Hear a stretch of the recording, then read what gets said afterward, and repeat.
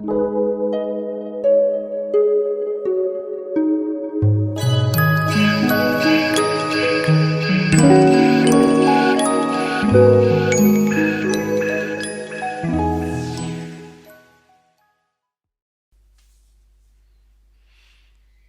everyone, how are you doing? Today we are going to review one of the AlphaGo's online games. Today is the fourth review, and we are going to see a game against Park Junghwan Dan. So our previous review was also against Park Junghwan Dan, and in that game Park Junghwan was white, and then he lost by 5.5 points, I think. And this game, the one we are reviewing together today, is AlphaGo White and Park Junghwan Black. And in this game, Park Junghwan Dan lost by a half point, which was like really close. So I was looking at the game and then like trying to see if Black had any chance to win, and I couldn't really tell. I noticed a few safe moves of White, so I suspect White was ahead, and then eventually the margin became smaller up to half point. But anyway, that's my theory, which could be wrong, but we will see. We'll see the game together from the beginning. So shall we start? As I mentioned before, Park Jung-hwan is black and he started with star point. And AlphaGo playing star points and 4 3 points. So far, very typical opening. And black opens with a large enclosure, and white comes here. So something I can tell you about this classical opening is that when white has two star points and black opens with one of the enclosures around here, white's usual follow-up is either splitting in the middle or approaching from this side. That is because black's this enclosure is facing this side, and then black's potential area is so good that white wants to reduce. When white has corner on 4 3 point, however, when black comes around here, it is a common choice to take this corner. That's because when black comes around here, white can take the lower side, and this is not bad for white. It's actually playable for both. So that's something you can remember. And in this position, black would also often like choose to approach instead of taking the enclosure, especially if black doesn't want white to take this one. So that's some opening tip. And then AlphaGo chose here. Usually this one is probably more often, but I think this is just as good. And black takes that one. And over here, this is also good. White could consider around here, but this is just as good. And then white came over here. You might wonder why white didn't continue from like this corner, for example, something like this or that. This is nothing new. Many pros would play something like this. This corner enclosure is supporting this one stone like indirectly, and also building your territory from the corner is usually more efficient than building on the side or the center. So that's why sometimes you see these kind of moves. And also with this one, it's more difficult to attack this one stone. For example, without this stone, black could attack like this. And then if white tries to make I shape, black has the room to extend here and then come like this. So this would be an ideal scenario for black in attacking this white. But because white has a stone here already, when white comes around here, this black kind of needs to fight this group and that means black can't really attack this one as effectively. So I chose this one, and black came over here. This one, I think intuitively, the lower side could look better, but I guess this side is just as wide and equally good. So black did that, and white came over here. And I was a little bit surprised by this move because it is common sense that if your opponent comes here, you like extend somewhere here or this one, or even sometimes about here, right?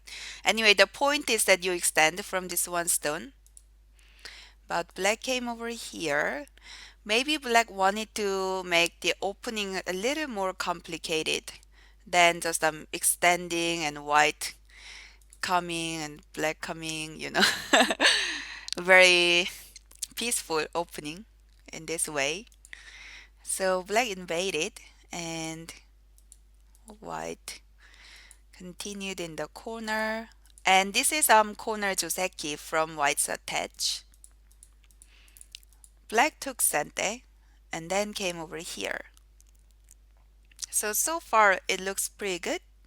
And white came over here.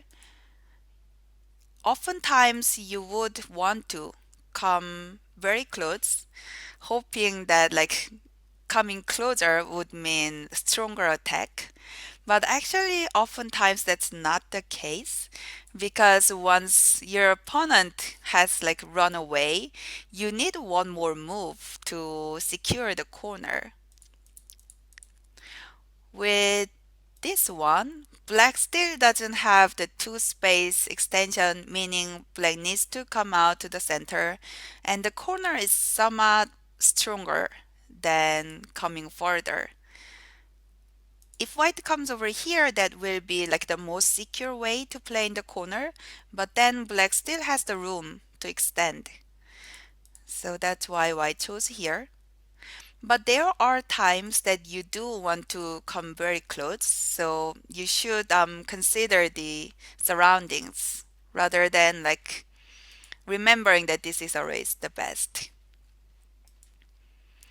And black Tanuki again.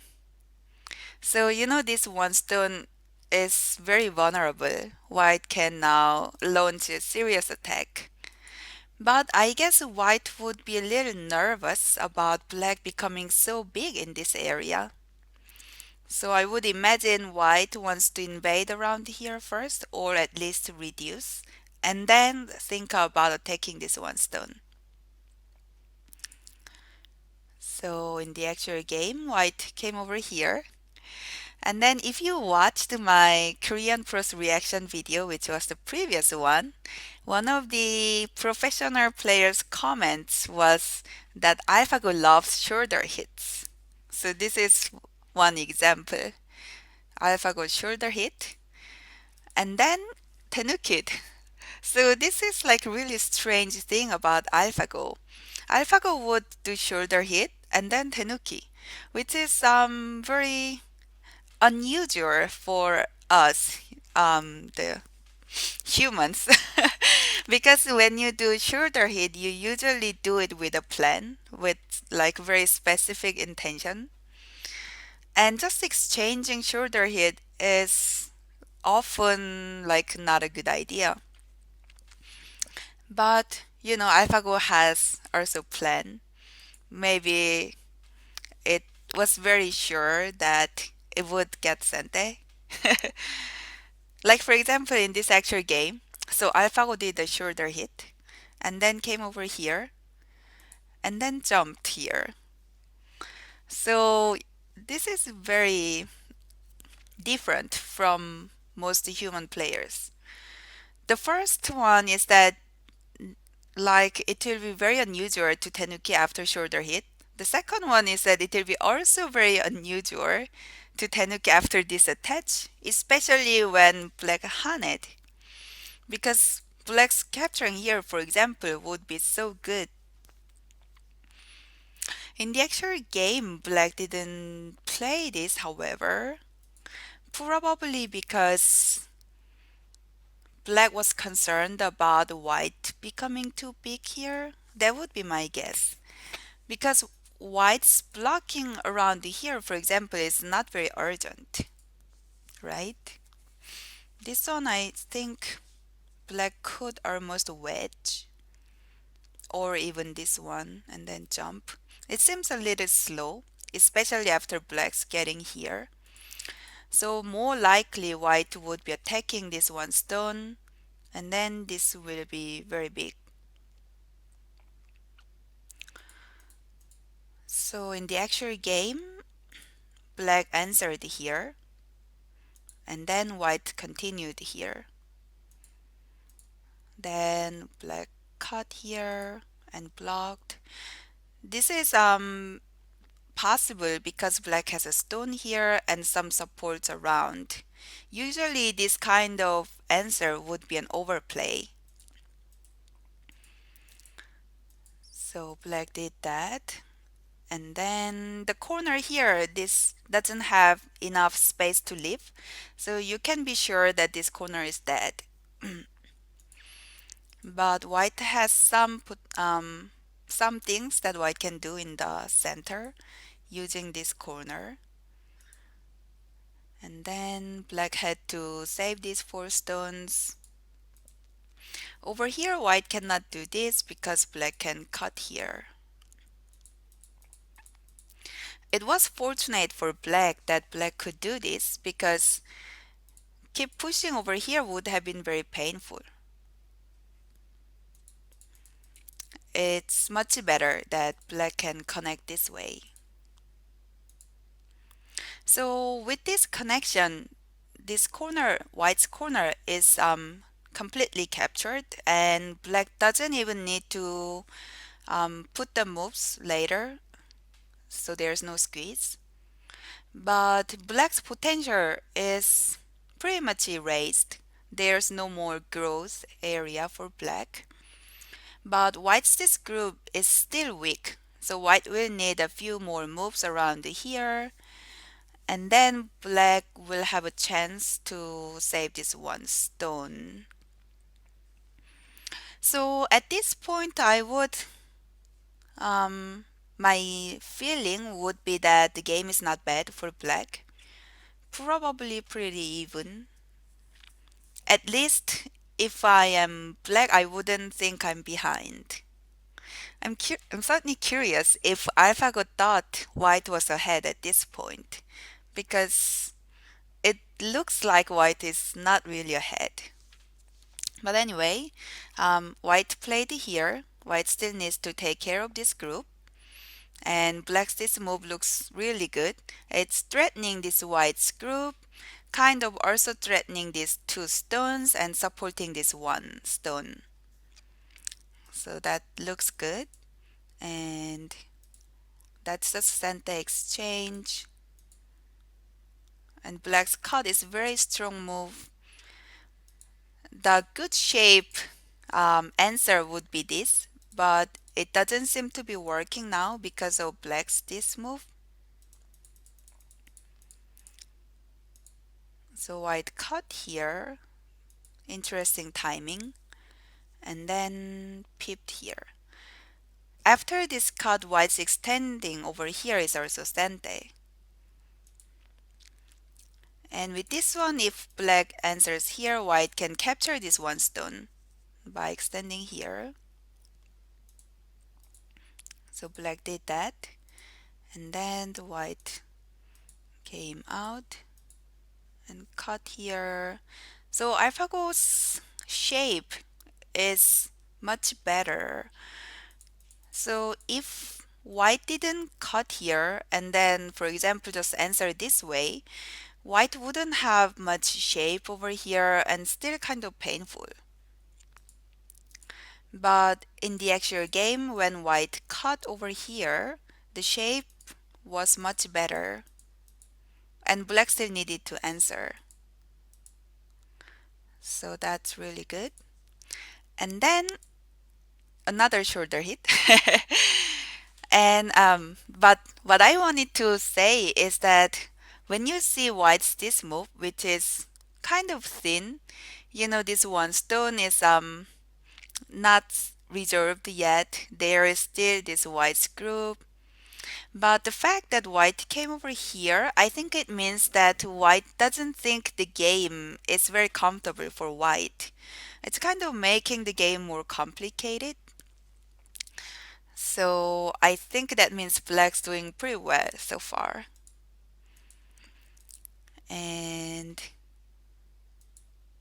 when white extended here, if black wanted to save these two stones, black needed to connect. But it seems like black was concerned about like white coming out around here, maybe. Another thing is that white's later like blocking here is sente, and then when this one is cut off, this group, it can be capturing rays. And even if black captures this white, um, black will need to put all the stones around here. Black's territory will be much smaller, and also the upper side can be kind of painful. So I think that's why black gave up on these two stones. And then over here, it will be very intuitive to just answer here and be happy. But in the actual game, why Tenukit? Actually, having this cut exchange is already pretty good because that kind of reduced white's weaknesses around here with these sente moves. White came out here, which white was looking at since white came here on shoulder hit. It was also kind of ladder breaker. So now black cannot make ladder or net.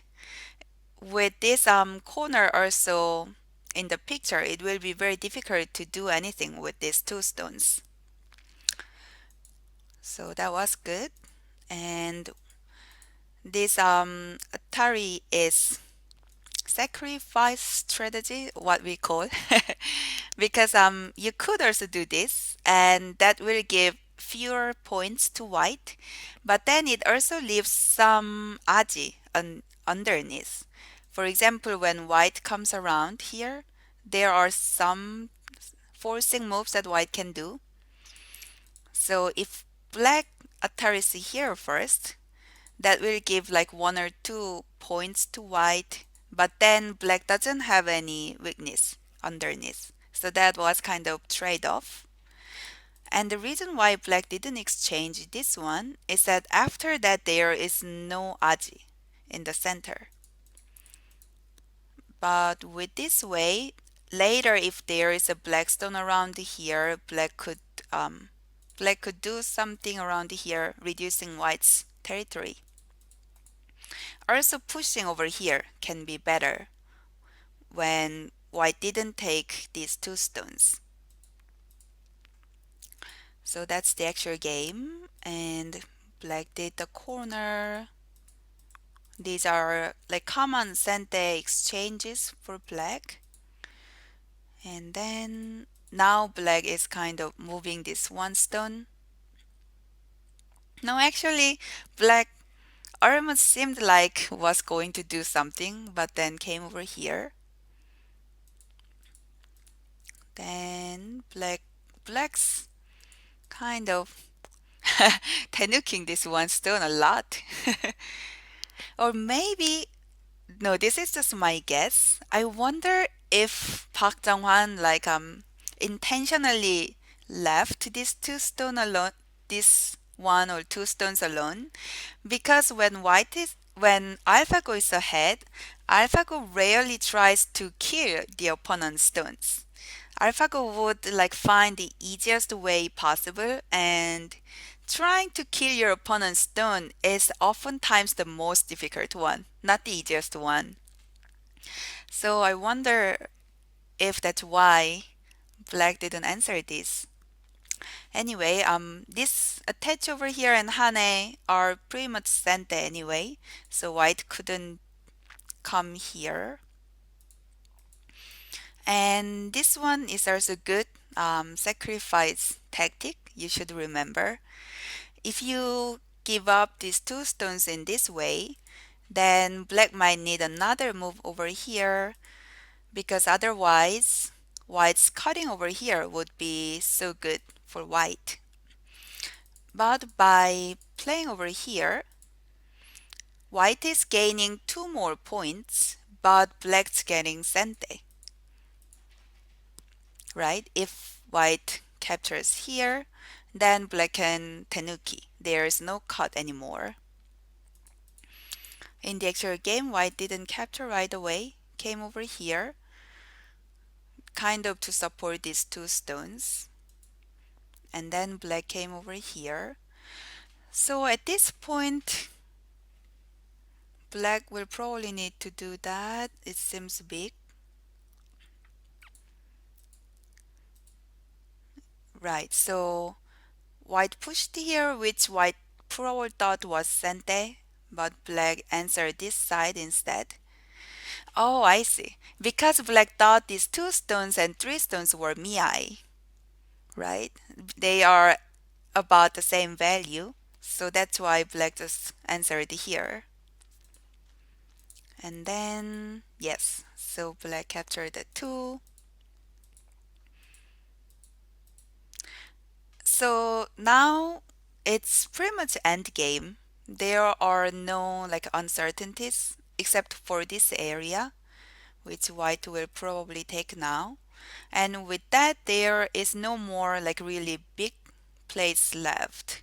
Maybe these six stones. But other than that, all the territories are very secure, and I don't see much uncertainty now.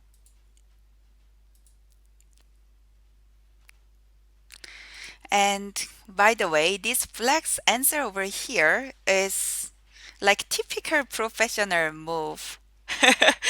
And I'll tell you why. Because this is very counterintuitive. There are some code threads that white can do like that. And then this shape is very bad.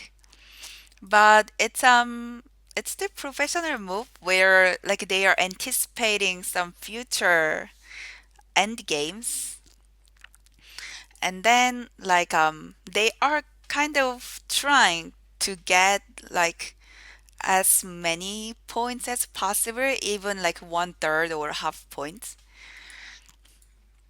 And then we will see the result of this move later. So now it's an end game. They are taking big places. Alternatively, the one stone over here was also pretty big and sente. And white got like pretty good points here, but black also got here and here and that. So over here, you see, if black was not here but anywhere else, black couldn't really block this one. And if white connects here, that would have been sente. So imagine this black stone was here, for example, on P2. Then white could like push, push, push, and then cut here, right? If this black stone was here, and then that would have been double Atari. But as you see now, it doesn't work because black's O2 is here. And that would be the same if this one stone was here or this P1 or pretty much anywhere else other than that. So I believe Park Junghwan thought black might be blocking over here. And then if this situation arises, black didn't want to be connecting here. So that's why black answered this way. And white came over here. I think white could also peep here, by the way. And then black could try to cut off, but black's this groove is not alive yet. And I think this would be an overplay for black.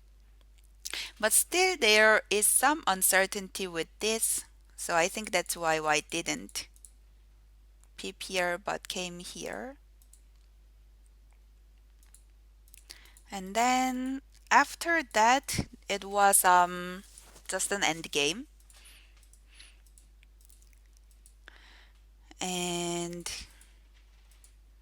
there was no like major incident after that, just small co-fights. And the value between here and here was probably very close or slightly better for black. So I wonder at this point if the game is pre-decided. It's very possible that AlphaGo already thought that there was no way Alpha White would lose this game. So anyway, the game continued and White won by half point. I was also curious in if they DeepMind added the feature of having 6.5 points komi, because at the time that they played Isedo 9 dan, they said that they would like to have 7.5 komi, which is the Chinese rule. Even though we were playing in Korea, a Korean player, because they said that AlphaGo only had Chinese rule programmed. But Taizem has 6.5 points and it has the Korean rule because Taizem is a Korean company. So the fact that AlphaGo played on Taizem, I would suppose they have that option now. Anyway, so that was the game. Unfortunately, Park Junghwan 9 Dan didn't succeed in defeating AlphaGo, but I believe this game was very interesting and very close. And yeah, we saw AlphaGo could handle so many complicated situations and make things quite simple. So that was the game. I hope you enjoyed the review, and I am planning to do a next review maybe in a few days, and that will be a game against Kim Ji-seok Naidan. So that's all for this time. Thank you for watching. Bye bye.